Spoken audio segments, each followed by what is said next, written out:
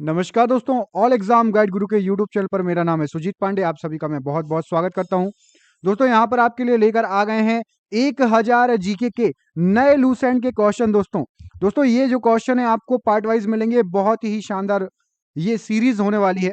तो यदि आपको 1000 नए लूसेंट के जीके के क्वेश्चन याद करने हैं एमसीक्यू फॉर्मेट में, वो भी एग्जाम में आए हुए, सबसे अच्छी बात यह है।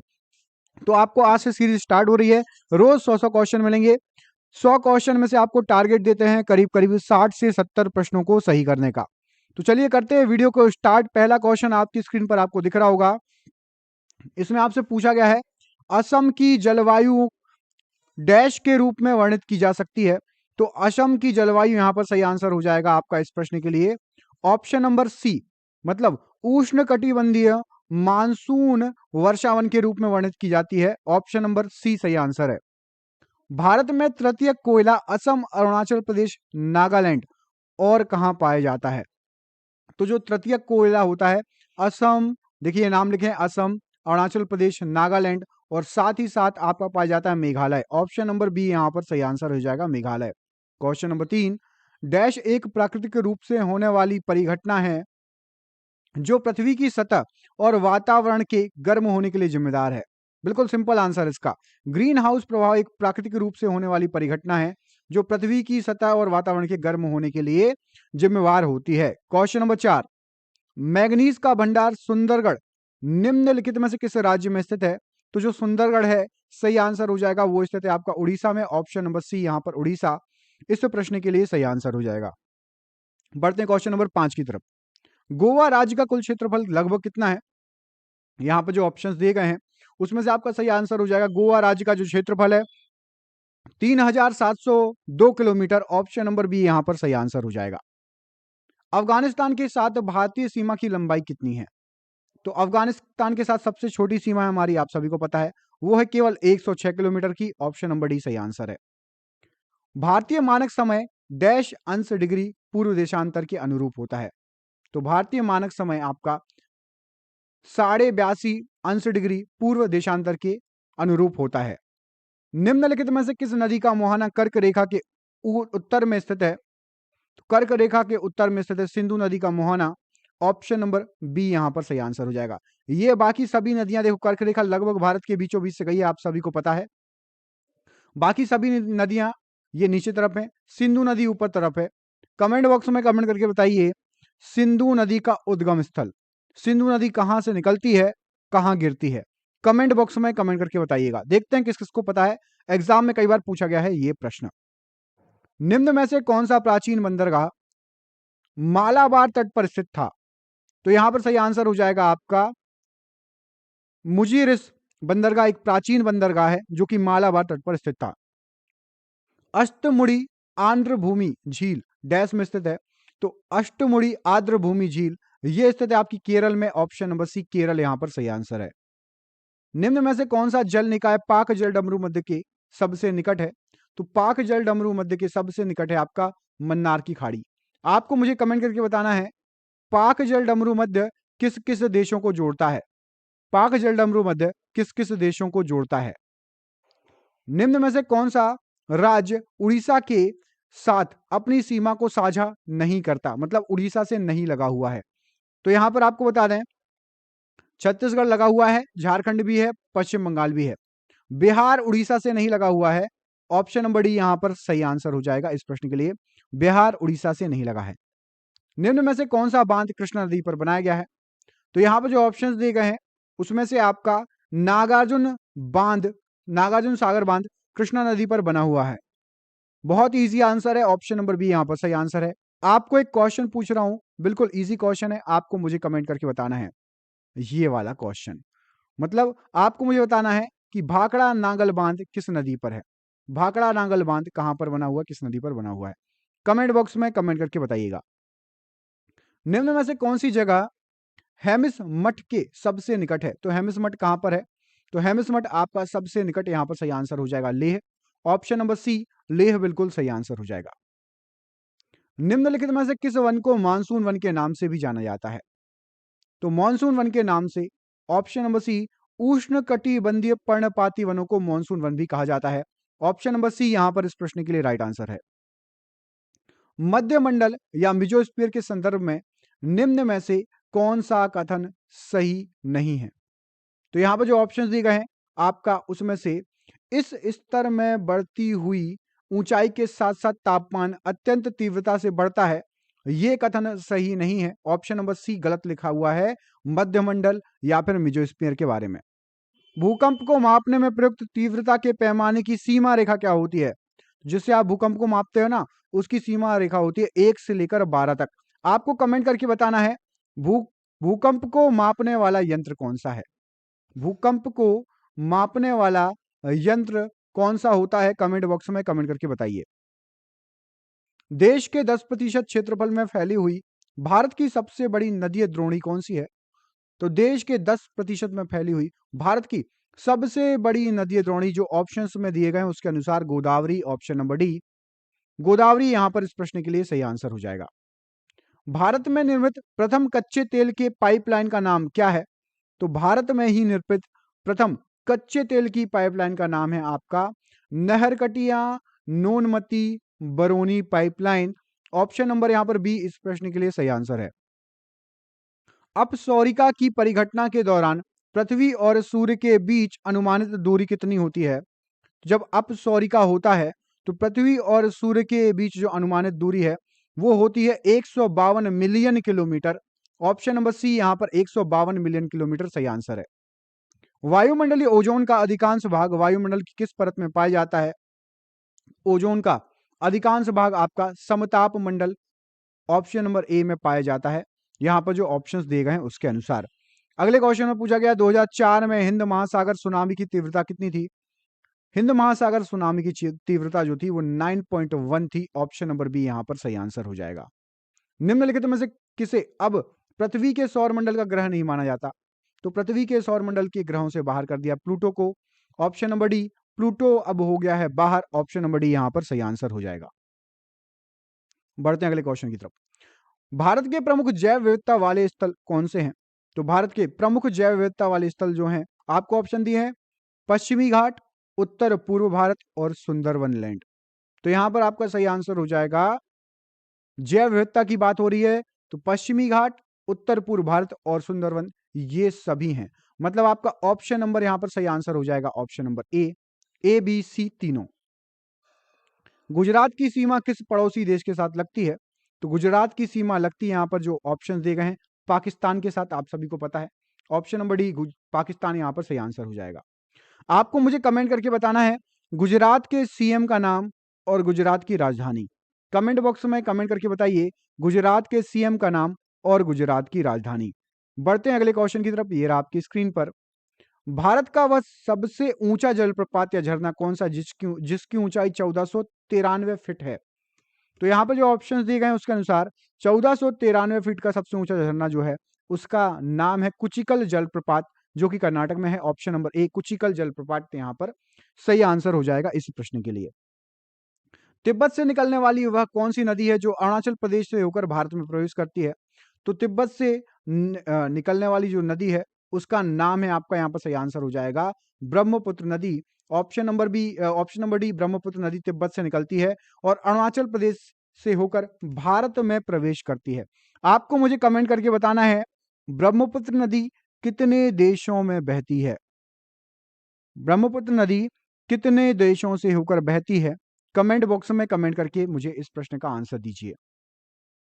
अगला क्वेश्चन है भारत में कौन सा अभ्यारण्य लुप्त प्राय एस्चुरीन क्रोकोडाइल संरक्षण के लिए प्रसिद्ध है? तो क्रोकोडाइल संरक्षण के लिए यहां पर जो ऑप्शंस दिए गए हैं उसमें से आपका भीतरकनिका वन्यजीव अभ्यारण्य जो कि उड़ीसा का है। ऑप्शन नंबर ए यहां पर इस प्रश्न के लिए सही आंसर हो जाएगा। अगला क्वेश्चन देखिए, भारत के किस राज्य में गारो खासी पर्वत श्रेणी स्थित है? तो गारो खासी पर्वत श्रेणी जो है सही आंसर हो जाएगा आपका मेघालय में स्थित है। ऑप्शन नंबर बी मेघालय इस प्रश्न के लिए सही आंसर हो जाएगा। निम्न में से कौन सा ज्वालामुखी के सबसे विस्फोटक प्रकार का अवधारण है? तो यहां पर जो ऑप्शंस दिए गए हैं सबसे विस्फोटक मतलब सबसे खतरनाक, तो वो होता है आपका कॉलडेरा या कुंड ज्वालामुखी। ऑप्शन नंबर डी कॉलडेरा या कुंड ज्वालामुखी सही आंसर है। पूर्व में भारत की सीमा किन किन देशों से लगती है? तो पूर्व में भारत की सीमा लगती है म्यांमार से और साथ ही साथ बांग्लादेश से। ऑप्शन नंबर डी यहां पर सही आंसर है। कौन सा भारतीय पर्वत विशालकाय पिरामिड जैसा दिखाई देता है और इसका एक समतल शिखर क्षेत्र तथा दो चोटियां भी हैं? तो यहां पर इस प्रश्न के लिए सही आंसर हो जाएगा आपका ऑप्शन नंबर बी, कामेट पर्वत है, जो कि पिरामिड विशालकाय पिरामिड जैसा दिखाई देता है, समतल शिखर है और दो चोटियां हैं। 2011 की जनगणना के अनुसार भारत का सबसे कम आबादी वाला राज्य कौन सा है? तो सबसे कम आबादी वाला राज्य 2011 की जनगणना के अनुसार सिक्किम है। ऑप्शन नंबर डी सिक्किम यहां पर राइट आंसर हो जाएगा। कौन सा ग्रह सल्फ्यूरिक एसिड के घने सफेद और पीले बादलों से बना हुआ है?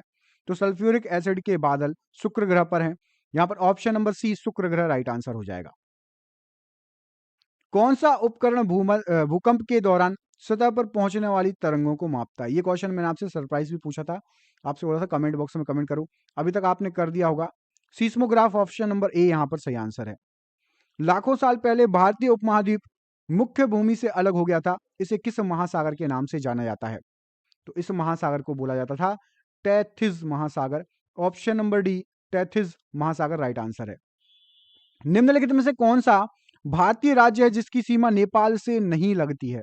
क्या पूछा है? नेपाल से नहीं लगती है।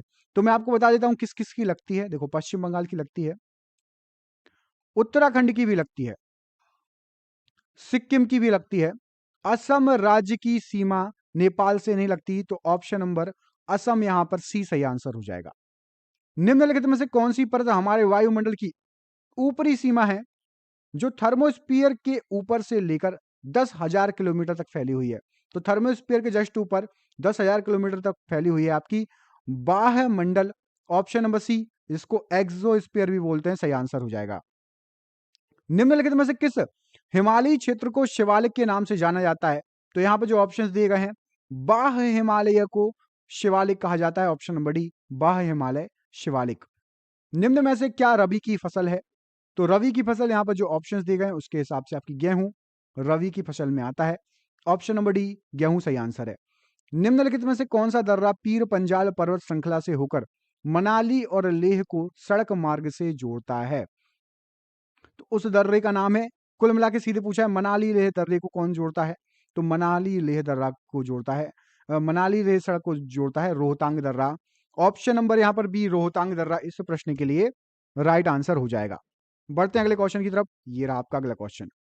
इसमें आपसे पूछा गया है थार रेगिस्तान, जिसे ग्रेट इंडियन डिजर्ट भी कहा जाता है, यह की पहाड़ियों के पश्चिमी सीमांत की ओर स्थित है। किस पहाड़ी के पश्चिमी सीमांत की ओर स्थित है? तो ये जो है अरावली पर्वत के पश्चिमी सीमांत की ओर स्थित है। ऑप्शन नंबर डी अरावली यहां पर इस प्रश्न के लिए राइट आंसर है। अगला क्वेश्चन देखिए, 2011 की जनगणना के अनुसार निम्नलिखित में से कौन सा राज्य भारत में सबसे अधिक घनी आबादी वाला राज्य है? तो भारत में सबसे ज्यादा आबादी है आपकी बिहार की। ऑप्शन नंबर ए बिहार यहां पर इस प्रश्न के लिए राइट आंसर है। 2017 में भारत और चीन के मध्य डोकलाम पर क्षेत्रीय विवाद हुआ था। डोकलाम विवाद आपको याद होगा। आपको बताना है डोकलाम विवाद त्रिजंक्शन कौन कौन से देश या कौन कौन से राज्य उस त्रिजंक्शन के कोने में स्थित हैं? तो यहां पर सही आंसर हो जाएगा, वहां पर स्थित है आपका भूटान, सिक्किम और साथ ही साथ चीन। ये तीन स्थित हैं, भूटान, सिक्किम और चीन। साल, सागौन, नीम और शीशम वाले वृक्ष किस प्रकार के वन में पाए जाते हैं? तो साल, सागौन, शीशम, नीम ये सब पाए जाते हैं उष्णकटिबंधीय पर्णपाती वन। ऑप्शन नंबर बी यहां पर सही आंसर है। रॉबर्ट के खेतों की मिट्टी रेतीली है, उसके खेत के लिए आदर्श फसल कौन सी होगी? तो रॉबर्ट भैया को बोल दो कि भैया आपकी रेतीली मिट्टी है तो आप मक्का लगा दो, आदर्श फसल मक्का है। ऑप्शन नंबर बी मक्का सही आंसर हो जाएगा। तिब्बत में परिवहन के तौर पर निम्नलिखित में से किस जानवर का प्रयोग किया जाता है? तिब्बत पर परिवहन के तौर पर याक का प्रयोग किया जाता है। ऑप्शन नंबर बी याक सही आंसर है। निम्नलिखित में से कौन सा भारत का पर्यावरणीय आंदोलन या संघर्ष सीधे तौर पर पेड़ों की कटाई को रोकने से संबंधित है? तो पेड़ों की कटाई को रोकने से संबंधित चिपको आंदोलन था। ऑप्शन नंबर सी सही आंसर है। ऑपरेशन फ्लड निम्नलिखित में से किससे संबंधित है? तो ऑपरेशन फ्लड जो है आपका वो संबंधित है भारत के दुग्ध उद्योग से। ऑप्शन नंबर बी भारत का दुग्ध उद्योग सही आंसर है। वाल्मीकि टाइगर रिजर्व कहां स्थित है? तो वाल्मीकि टाइगर रिजर्व आपका पश्चिम चंपारण बिहार में स्थित है। ऑप्शन नंबर बी सही आंसर है। विश्व का सबसे बड़ा डेल्टा कौन सा है? तो विश्व का सबसे बड़ा delta Ganga Brahmaputra delta, option number C सही आंसर है। निम्नलिखित में से कौन सा पार्क यूनेस्को की विश्व विरासत सूची में भारत का पहला मिश्रित विश्व विरासत स्थल है? तो मिश्रित, ये वर्ड याद रखना स्पेशल, क्या लिखा हुआ है? पहला मिश्रित विश्व विरासत स्थल, तो ये है आपका कंचनजंगा राष्ट्रीय उद्यान, ऑप्शन नंबर डी, कंचनजंगा राष्ट्रीय उद्यान सही आंसर है। निम्नलिखित में से किस राज्य केंद्र शासित प्रदेश में आपको एक सींग वाले गैंडे मतलब भारतीय राइनो के प्राकृतिक आवास मिलने की अधिक संभावना होगी?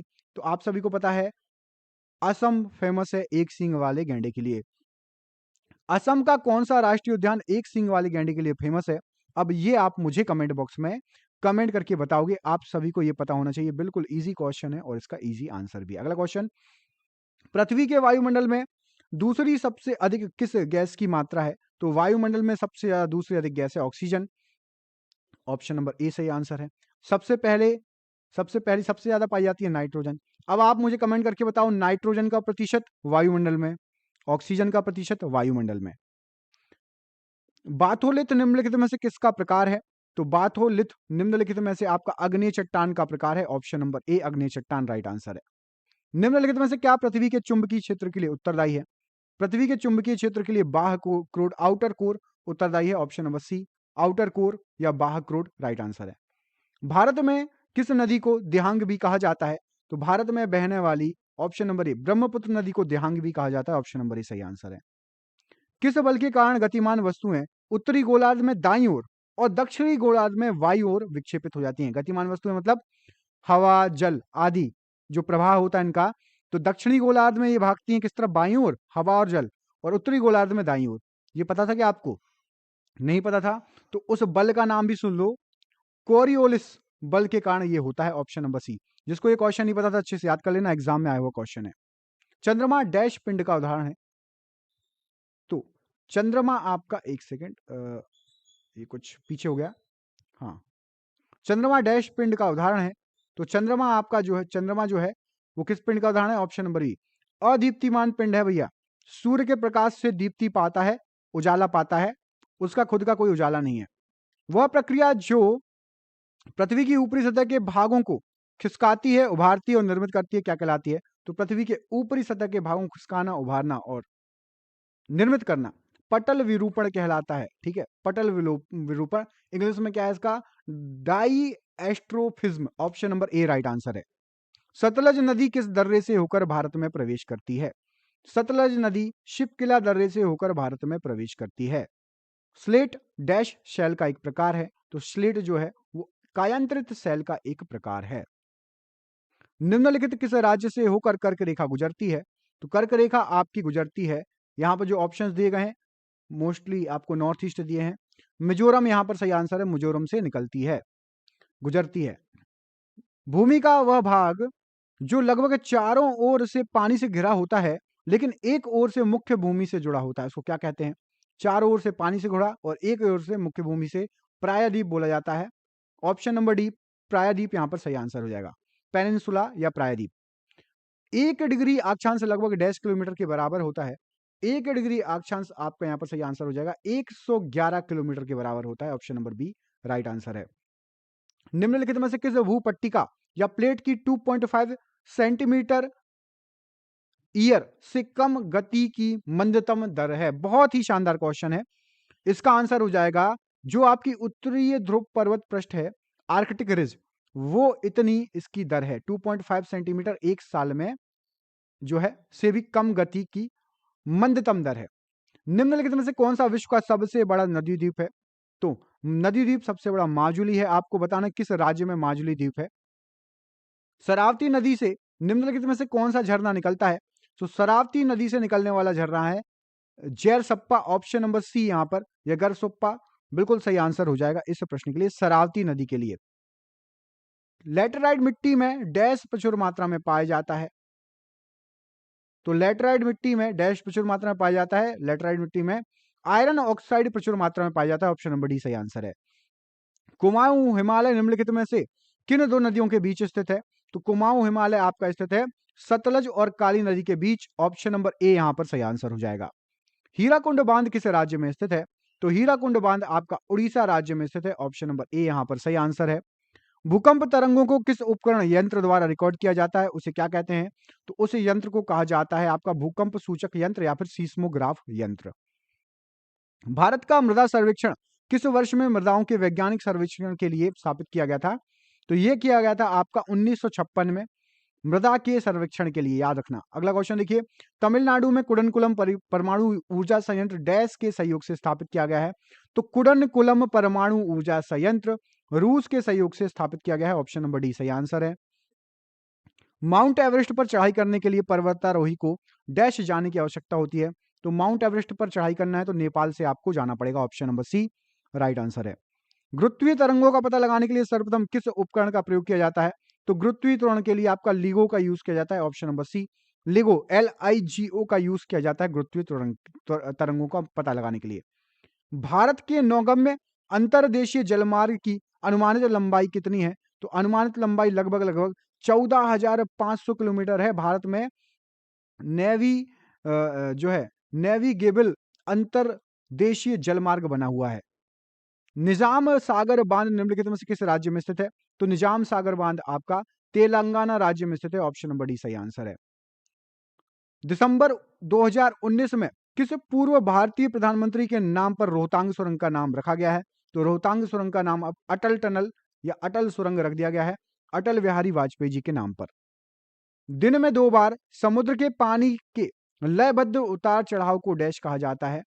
तो 2 बार जो लयबद्ध एक बार आगे पीछे होता है उसको ज्वार कहा जाता है। ऑप्शन नंबर डी ज्वार सही आंसर हो जाएगा। विश्व में सबसे बड़े यूरेनियम भंडार में से कौन सा माने जाने वाला तुम्मलपल्ली निम्नलिखित में से किस राज्य में है? तो तुम्मलपल्ली जो है वो है आपका आंध्र प्रदेश में। Option number B Andhra Pradesh यहां पर सही आंसर है। विश्व का सबसे बड़ा यूरेनियम उत्पादक देश कौन सा है? तो सबसे ज्यादा यूरेनियम उत्पादक देश है आपका कजाकिस्तान। ऑप्शन नंबर बी सही आंसर है। देखते हैं आप लोगों में से कितने लोगों को कजाकिस्तान की राजधानी पता है। कजाकिस्तान की राजधानी कमेंट बॉक्स में कमेंट करके आपको मुझे बताना है, ठीक है? कमेंट बॉक्स में कमेंट करिए कजाकिस्तान की राजधानी। देखते हैं किस किस को पता है। निम्नलिखित में से कौन सी नदी बंगाल की खाड़ी में गिरती है? तो बंगाल की खाड़ी में गिरती है कृष्णा नदी। ऑप्शन नंबर बी कृष्णा नदी राइट आंसर हो जाएगा।